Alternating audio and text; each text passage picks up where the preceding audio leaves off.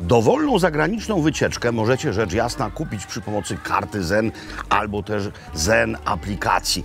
A jak już na takiej wycieczce będziecie, na przykład w Tunezji i będziecie chcieli mieć więcej waluty, żeby sobie kupić ogromną ilość harisy na przykład, to możecie śmiało swoje pieniądze przewalutować przy pomocy takiej oto aplikacji Zen.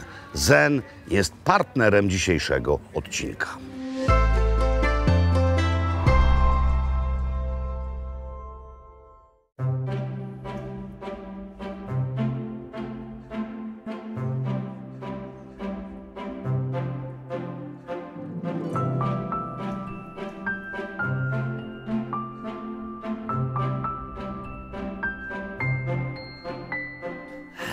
Dzień dobry. Bonjour, mesdames, messieurs. Największe miasto na Dżerbie nazywa się Homt Souk. Co oznacza słowo souk? No to niemal wszyscy wiemy. Otóż souk to po arabsku targ. Zatem od czego warto tutaj zacząć? No właśnie od targu. Trzeba zagłębić się w tę plątaninę wąskich uliczek, które już same w sobie są rodzajem targu, no bo rękodzieło, odzież, ale przejdziemy do tego, co nas najbardziej interesuje. Co nas najbardziej interesuje? Jedzenie.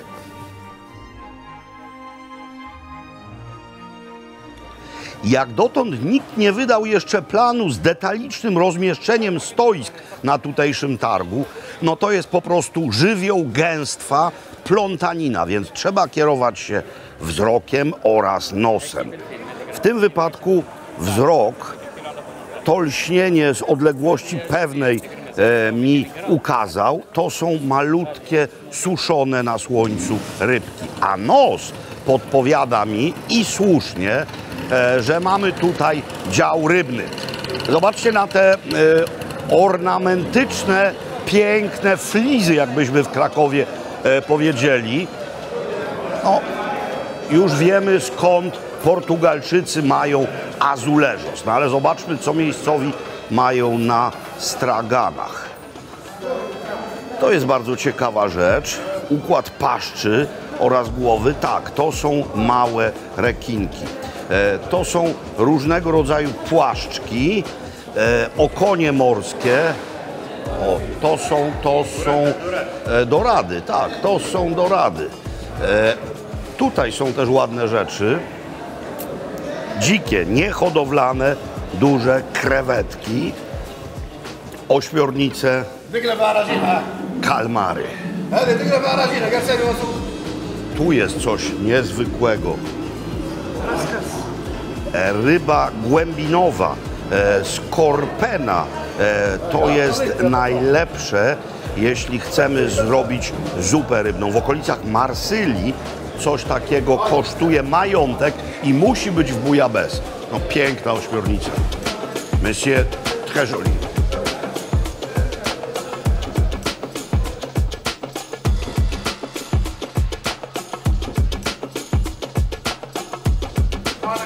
Przy targu rybnym powinny działać restauracje. No i są, a to jest dumny tenże lokalu właściciel, który nam pokazywał swoje logo. O, od razu. Meshweja? Oui, oui, oui, oui, oui. Mix. Pan od razu pyta się, jakie chce sałatki, bo mamy tutaj bufet sałatkowy, no ale przede wszystkim mamy to, czyli ruszt. To jest po prostu smażalnia ryb i owoców morza w miejscowy sposób przygotowywanych. Czy my tutaj coś zjemy? Haha, no to jest piękny stół, to jest przy okazji nasz wczesny obiad. Zacznijmy od sałatek. Ta nazywa się meshweja i jest jednym z kulinarnych symboli Tunezji. Sałatka robiona z pieczonych na ruszcie na grillu jarzyn, z grillowanych jarzyn. To jest pastira, jej bazą są gotowane ziemniaki i pieczona papryka, a to po prostu sałatka z jarzyn surowych. Dodatek obowiązkowy, mianowicie harissa oraz oliwa, no i oliwki do tego, a jakże, świeżutka, chrupiąca bagieta. Dali nam jeszcze trochę frytek, ale nie gardźmy nimi, bo nie są to frytki z mrożonki. To są po prostu domowo robione frytki z obieranych na miejscu ziemniaków. Bardzo dobre, no ale ryby. Mamy 2 okonie, to są one, mamy doradę i mamy krewetki. Co się z nimi robi przed położeniem na róż, przynajmniej tutaj? No były one nasmarowane, nacięte i nasmarowane oliwą wymieszaną z kurkumą i z harisą. I to jest doskonały patent na grillowanie ryb. No możecie sobie tak nawet pstrąga w domu zrobić, a jak chcecie mieć jeszcze bardziej tunezyjsko, to meszłeje widziałem w Polsce w słoikach, w sklepach z orientalnym jedzeniem. Co jest ważne? Ważna jest skórka też, ale przede wszystkim konsystencja mięsa. Czy to jest przeciągnięte? Nie. To jest idealnie upieczone. Ryba jest świeżutka. A, tu jest ta moja bagietka. No bo trzeba koniecznie w antraktach robić coś takiego. Mianowicie pogryzać to harisą z oliwą. Mamy jeszcze ekstra oliwę. Słuchajcie, wspaniały, bezpretensjonalny posiłek w lokalnym i całkowicie nieturystycznym miejscu. Pycha. Najstarsza część targu to taka hala pod dachem, pełna różnych kramów, zresztą bardzo elegancka, no bo stara architektoniczna forma. Nie wiem, jak to po arabsku powiedzieć, po francusku to nazywa się souk couvert, czyli po prostu targ zakryty. Tam jest ciemno, dość gorąco, ale pięknie. Jeśli poszukujemy miejscowej wersji espadryli, nawet bardzo ładnych i często nie tylko szmacianych, ale również skórzanych, albo też klapek, albo też galabii, czyli takiej długiej szaty miejscowej, to jest właśnie odpowiednie miejsce na zakupy. O, 40, ale to chyba jednak damskie jest. No nie, wyglądałby w tym zbyt zdobnie, choć wygląda ok. Także zakupy tego typu właśnie tutaj. Paszmina. Sklep całkowicie wielobranżowy, można powiedzieć, no bo najpierw dział z fajkami, a tutaj dział kosmetyczny. Jak widzę, najmocniejszą jego stroną są przeróżne specyfiki zrobione z oleju arganowego. Podobno to bardzo odmładza, no ale ja jeszcze póki co nie muszę tego stosować. To jest dział, który nas najbardziej interesuje, czyli dział przyprawowy. Przyprawy sypkie zawsze są tutaj sprzedawane w takich właśnie kopczykach, więc jak będziecie to kupować i zabierać ze sobą, pamiętajcie, by nie kupować tego ze straganów na świeżym powietrzu, zwłaszcza takich, gdzie mamy światło, no bo to stoi przecież całymi tygodniami, tak, no i wietrzeje, a w dodatku promienie słoneczne powodują, że się ulatnia z tego treść. No co to jest? No to jest z pewnością kurkuma. To, sądząc po zapachu, jest kmin rzymski, różne rodzaje papryki, ale harisa.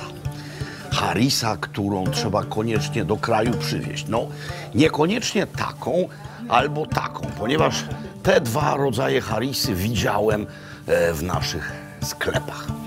Ale jest tutaj coś, co można kupić na wagę, mianowicie grubo mielona harisa berberyjska, haris de Berber, która już zaczynam się dostosowywać do francuskiego, która jest incroyable dobra i ma cudowny aromat wędzenia, no ponieważ te ostre papryki, zanim zostaną zmielone na pastę razem z kolendrą, czosnkiem i oliwą, są suszone metodą wędzenia albo na wagę, ale też jest harisa taka w słoikach.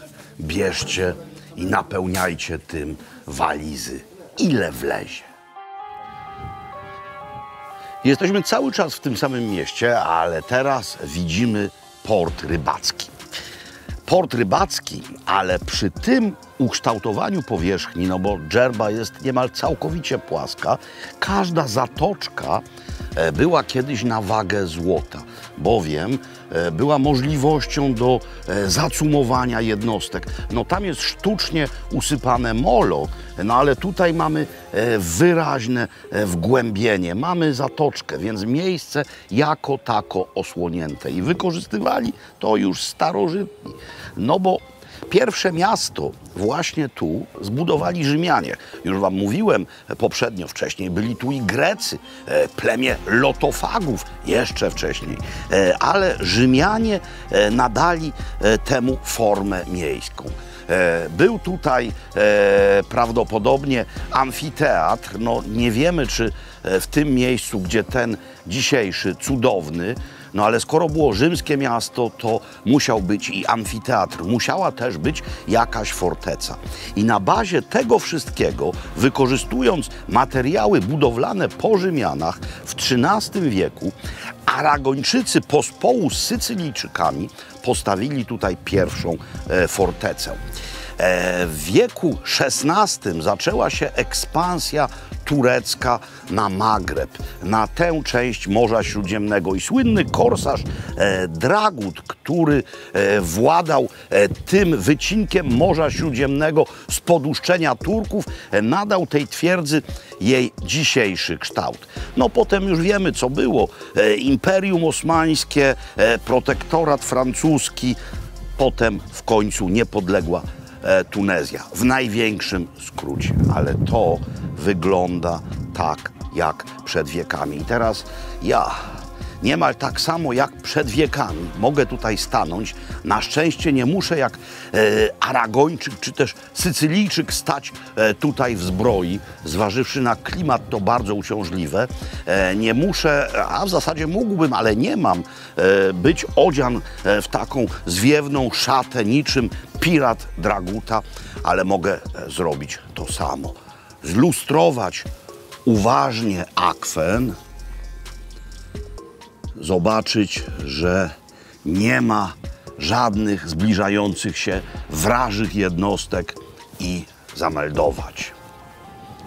Panie sierżancie, akwen czysty, możemy rozpocząć gotowanie. Drogiej szanowni, nasza przewodniczka Surur, klawa dziewczyna zresztą, i Surur obiecała, że coś ugotuje dla mnie, dla was, dla całej Polski. Surur, we are totally in your hands because everything is up to you. Yeah. What it will be? Tell us, please. Actually, I'm preparing some special foods. Yeah. I'm from Kirkina, the island Kirkina. That's why I'm going to prepare today couscous. Special couscous for us. It's with the octopus. Yes, show it to the camera. Yes, for sure. Kerkeny, moi drodzy, to jest mały archipelażek niedaleko Sfaksu, bardzo mało znany. Nie było tam nawet Tonego Halika, a myśmy tam byli i tam robiliśmy ośmiornicę. Kerken is very famous for dishes with octopus. Yes, this is the first city in Tunisia known for the octopus is Kirkina. Okay, so let's start from the very beginning to the very end. What we have to do at first? So we have to prepare our vegetables, like you can see. We will clean it, we will cut it, and we will start the preparation of the sauce of the couscous. Warzywa gotowe. Now we have to cook very quick the octopus. Yeah. Is it right? Yeah, actually we have to cook it for 2 minutes. Yeah. Okay, we put it here directly. Put it inside. Be the water. Water? Be the water, because I think octopus has a lot of water inside. Yeah. And it has to be cooked really short time. Short time. It's for 2 minutes, huh? Okay, let's do it. Let's do it. And ja przeniosę to szwagier, te forfitery do cienia, bo tutaj się strasznie zjarają. Into the shadow, szwagier. Ośmiornica została tylko zblanszowana. Voilà. I to jest obowiązkowe wyposażenie każdego tunezyjskiego domu. Mianowicie couscousiera, czyli garnek, w którym w tym większym na dole gotuje się sos, a w tym wsypuje się kuskus, czyli kaszkę po prostu. I ona przechodzi dzięki temu aromatem tego, co jest w tym garnku większym. What's next? Yes, the next we will prepare here the sauce. Okay, so let's do it. We will start by putting the olive oil, of course. Of course, of course. And Tunisia is the first one in the production of olive oil bio in the world. To jest, drodzy Państwo, prawda. Tunezja jest wielkim producentem bardzo dobrej oliwy. Okay. So we start by the onion, of course. We'll put a lot of onion because it's too good for the couscous. Okay. That you cover the surface. Okie-doke. Like that. And first we have to sautéing the onion. Yes. Yes? Yeah, yeah. Okay, let's do it.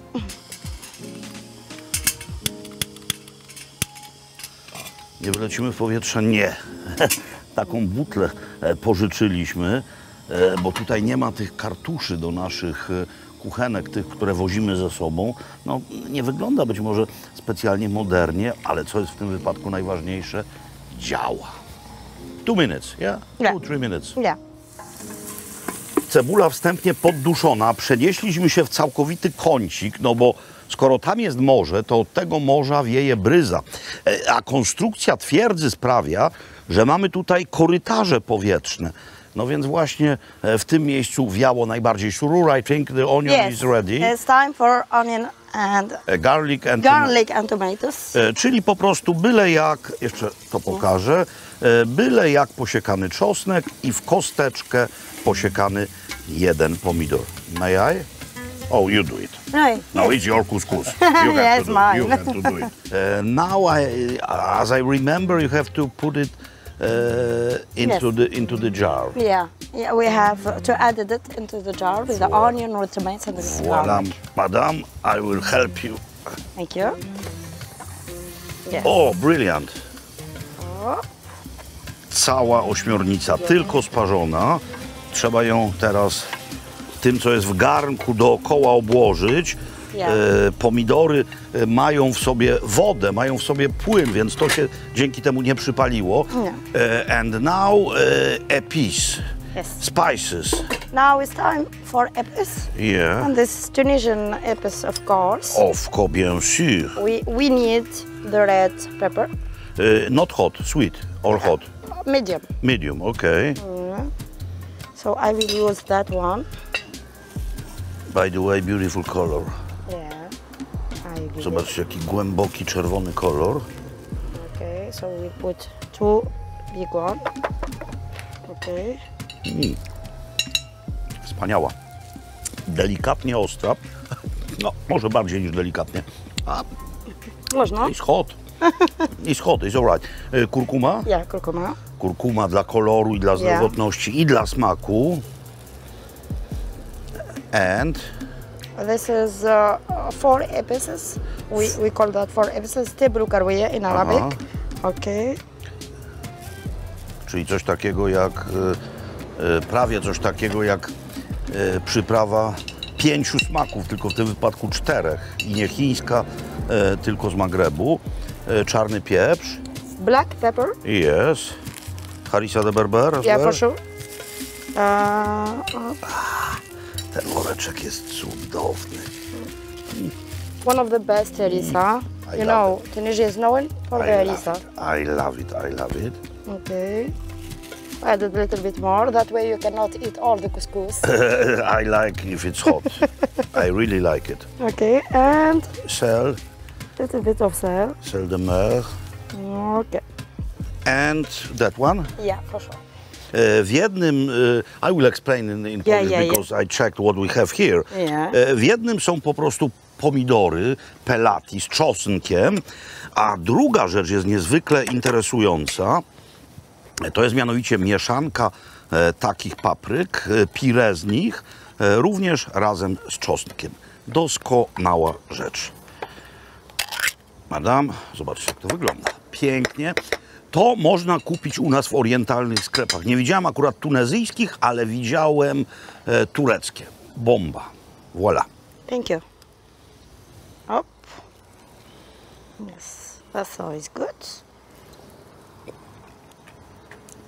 It's with garlic, huh? With garlic. Yeah. A little hot. Fantastic. And that mixture, we have to put it Yeah. into will couscous, yeah, with Add water. a little bit of water to get a good mix.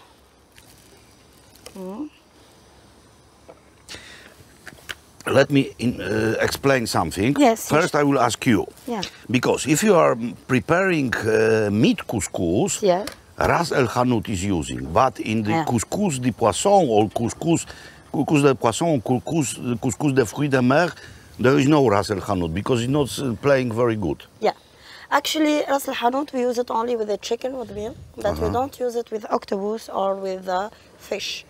Well, with fish, we have something else to put is kamon, Yeah. yes. That one. A, to jest kmin jeszcze. Yeah. So we will Only use with it- fish, but not with octopus. Okej.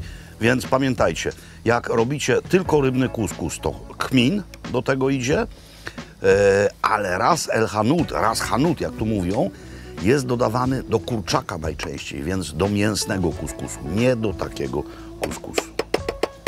Here, the preparation is ready. So let's go. Let's go.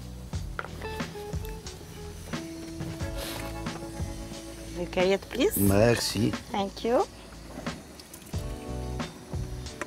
To jest potrawa wielopiętrowa, nie tylko ze względu na couscousierę, która składa się z 2 części, ale również dlatego, że trzeba użyć jeszcze jednego palnika, bo trzeba osobno udusić kolejne owoce morza. We have crevette Yes. and we have calamari here. Yeah.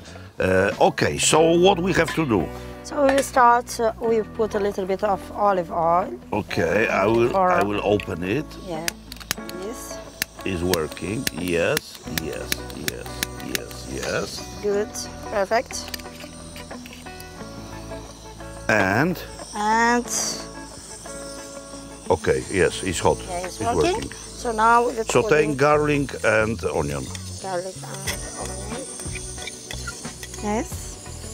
So we start. Kalmary pokrojone w paski. Te były świeże, ale pamiętajcie, że jak kupicie mrożone, będą nawet lepsze. Even the caviar. This is caviar from calamari. Ikra kalmarów również. Mrożone są po prostu miększe po ugotowaniu. No te też będą miękkie, jak się je odpowiednio długo będzie gotować. Natomiast takie mrożone, krótko nawet smażone, czy też gotowane są ekstra. I krewety. I wielkie, cudowne krewety. Drugi gar z powodu wiatru i drugi palniczek też przenieśliśmy do kąta. Tutaj wydarzyła się tylko jedna rzecz, mianowicie do środka poszła ciecierzyca, płaszisz, no nie z puszki, więc ona tutaj się gotuje. Widzieliście, tam kalmary, tam krewetki, czosnek, oliwa i cebula. Couscous time. Time to couscous. Yes, preparation. show us how to couscous must be prepared, because you know we are cooking there like a rice, but it's not right. No. Yes. It's not right. Actually, we have 2 types of couscous. Of course. We have that one that we found it in the shop. Yeah. But we have, of course, the other one, traditional one. This is instant one. This is the normal one that we The found normal it one. everywhere. Yeah. Okay. But the traditional is Another way for cooking. We put a lot of water inside it And longer, much longer time. longer time. But this one, we will prepare it like that. It's easy. It's not too complicated. easy, but we have to know. Yeah, for sure. Easy things needs Knowledge. and experience Yeah. as well. So Tak, więc to jest taki sam couscous w zasadzie, jaki możemy u nas kupić, czyli taki, który się krócej gotuje, ale nie wlewa się go nigdy, ale to przenigdy do wielkiej ilości osolonego wrzątku. Maybe whole is not enough big. That's enough. Perfect. And So we will do the half. Okay. najpierw miska, Little bit of water. trochę wody, to trzeba zwilżyć. Not a lot. And of course, the olive oil. I trochę oliwy. I to powędruje do tej górnej części kombinacji o nazwie couscousiera i to się będzie gotowało na parze. Dzięki temu couscous będzie idealnie sypki. No salt? No salt. No salt. Pamiętajcie, to będzie owiane też tym wszystkim, co w tym garnku na dole się dzieje. So we don't add salt because we will already put salt in the sauce of the couscous. Of course. No. Of course. So now, this is the technique for the preparation of couscous. We will put it like that. I That never way. saw it before. Yeah. For what? So this is for hot water or for hot sauce to get inside the couscous for better preparation. Aha, because it will be blocked, the Yeah, holes, small couscous, holes, yeah. and not Well whole prepared. couscous will be well prepared. Yeah. Very clever, very clever. Człowiek bardzo łatwo przyzwyczaja się do rzeczy zarówno złych, jak i dobrych. No, ten widok z pewnością należy do dobrych. Nie jestem tutaj jeszcze bardzo długo, więc cały czas nie mogę wyjść z podziwu, że ten fragment nieba, a jesteśmy tutaj przez mniej więcej 2 godziny, jeszcze ani razu nie był przysłonięty żadną chmurką. No to jest po prostu ekstatyczna kompozycja kolorów. Ale ekstatyczna kompozycja również kroi się tutaj. No wiecie, na dole sos, tutaj gotuje się na górze couscous, ziemniaki i dynia, bo tutaj mamy pokrojony kawałek dyni i ziemniaki w kawałki. Zostaną do sosu dodane na 15 minut przed końcem gotowania. W środku już jest ciecierzyca, czyli pois. A teraz tutaj, don't worry, we can use our fingers. Tutaj znajdą się przyprawy. Mieszanka bardzo prosta. Sól, czarny pieprz oraz kurkuma. W tym garnku, pamiętacie, cebula, czosnek, kalmary i krewetki się duszą. Wydarzyły się tu jeszcze 2 rzeczy, których nie widzieliście, no ale widzieliście i tak niemal od podstaw, jak się taki couscous robi. Mianowicie Surur wzięła takie suszone papryczki chili i jedną namoczyła troszeczkę w tym płynie spod krewetek. Dodała jeszcze na sam koniec do środka w całości zielone, nieostre papryki. Zatem krewetki osobno, skropione sokiem z cytryny, plasterki cytryny i pięknie pachnąca bazylia. Szybka sałatka skropiona oliwą i sokiem z cytryny. I zanim to wszystko zostało tutaj ułożone, to Surur pieczołowicie wymieszała ten sos razem z couscousem. On wypił całość. No i mamy trochę jarzyn, mamy ciecierzycę, no i przede wszystkim mamy ośmiornicę. First of all, it looks beautiful. Thank you.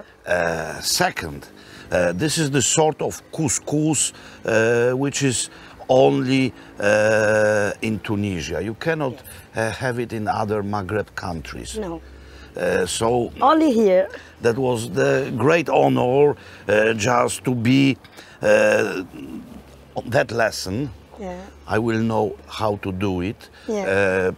We have in Poland practically all the ingredients to prepare it. And I think that from now, your version of couscous will be the most popular couscous. Because Yes. ja to wiem, bo trochę tego próbowałem. Yes, a bit, but pois chiche, I love it. I love it. Because to jest wspaniała rzecz. Try the octopus. Madame, chapeau bas. Oh, thank Merci you. bien. How is it? It's good? Really? Très, Yeah. très, Not très because bon. you are in front of the camera, Robert. Please, huh? So I'm not Say lying. the truth. Doesn't matter I'm in the front of camera or in my private life. I'm not lying. Oh, that's good. I'm always telling the truth. Yes. This is beautiful couscous. Yeah. Zobaczcie. Ośmiornica. Mięciuteńka. Fantastic. Splendid. Thank you very much. you. Thank Thank you. you. It was an honor to be with you, Robert. And it's not our last day. Yeah, for sure. You have to show us some tricks and Tunisian goods A till lot the of- end of our journey. Yes. Thank you very much. Róbcie to. Boska rzecz.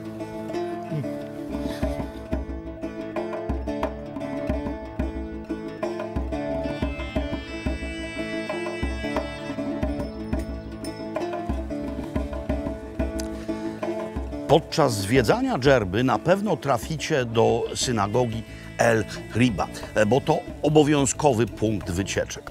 Ale w to miejsce, choć jest bardzo synagogi blisko, nie każdy trafia, no więc ja was tutaj przywiodłem.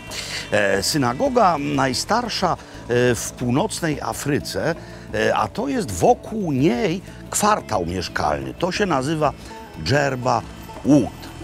Wygląda, jakby były tu wyłącznie pracownie artystów, ale tutaj mieszkają żywi ludzie.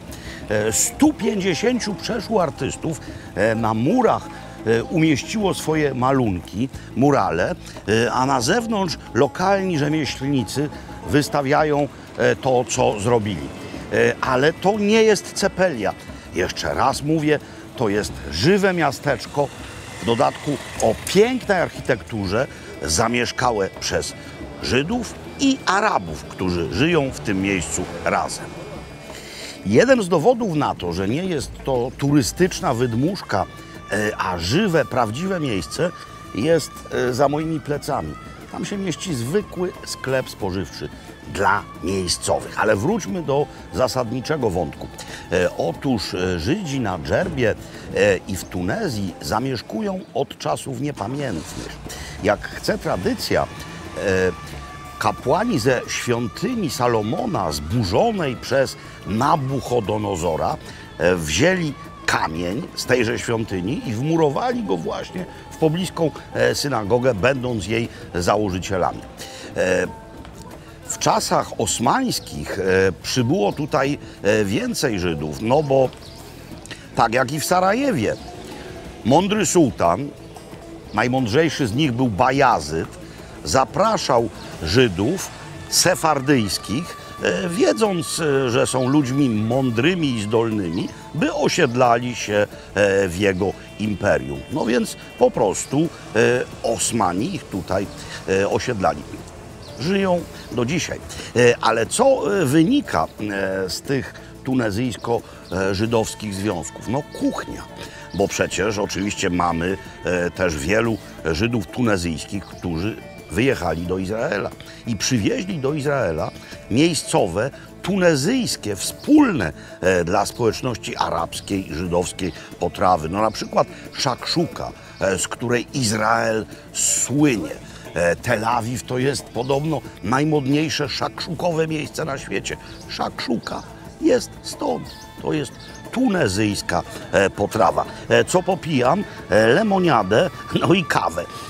Kawę po arabsku, albo po turecku, albo po bośniacku, albo też po serbsku. Nie ma żadnego znaczenia, bo chodzi po prostu o kawę parzoną w tygielku, czyli w dżezwie. Poprosiłem tylko o jedną kosteczkę cukru. Bardzo niski wymiar słodowej kary.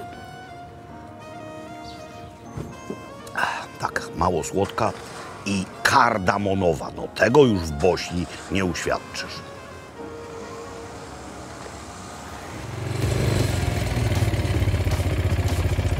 Jeździłem poprzednio odrobinkę na wielbłądzie, no to teraz pojadę quadem. To miejsce jest wykorzystywane do urządzania quadowych wycieczek. No i właśnie taką za chwilę odbędziemy. Mam nadzieję, że zdążymy na zachód słońca.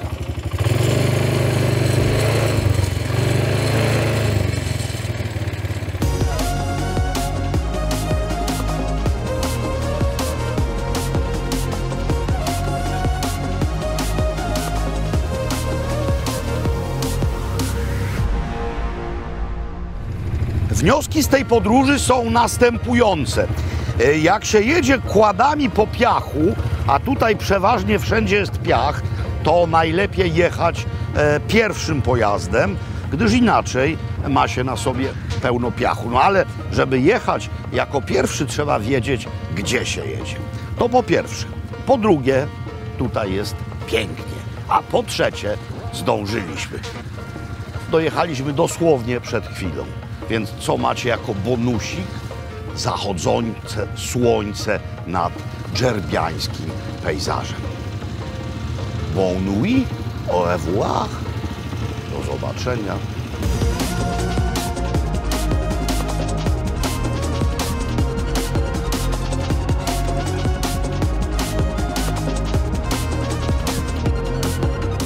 Ciut przedwcześnie ogłosiłem koniec naszej eskapady, no bo jeszcze nie jest ciemno. W dodatku mamy magiczną godzinę, magic hour, cudowne światło.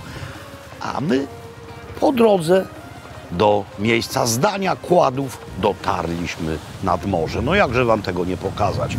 Mare Nostrum. Teraz mogę z czystym sumieniem powiedzieć dobranoc.